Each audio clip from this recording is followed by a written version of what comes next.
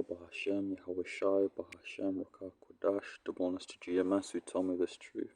So we have a story here which is Putin now making preparations to finish Ukraine and take on NATO with massive military build-up that includes nuclear-capable hypersonic nuclear missiles. So the Russian generals who planned the invasion of the Ukraine likely told President Vladimir Putin that the operation would be relatively painless and easy, meaning there wouldn't be many casualties and that Russian forces would quickly reach their objective. 10 months later, it becomes quite obvious how utterly wrong those generals were.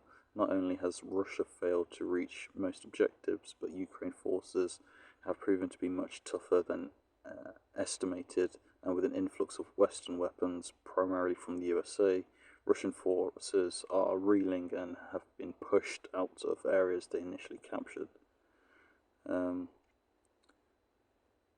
So we've got Vladimir Putin has dramatically escalated the Ukraine war again by raising his nuclear combat readiness and bolstering his troops by 350,000 to turn the tide on his failing campaign, raising fears of a global conflict. So the major build-up of forces means that the war will be escalating as well, both of which should send a pause through the ranks of Western civilian and military leaders after weeks of decent gains by Ukraine forces. So the fact is, if Putin uses a nuke in Europe, that's going to drag NATO into war, and once again conflict on the continent will rage, giving China the opportunity it needs to move on Taiwan and possibly Japan.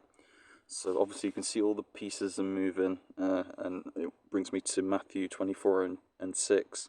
And ye shall hear of wars and rumours of wars. See that ye be not troubled, for all these things must come to pass, but the end is not yet. Obviously we know that the Karagma has to come out first. So it's all happening. Shalom.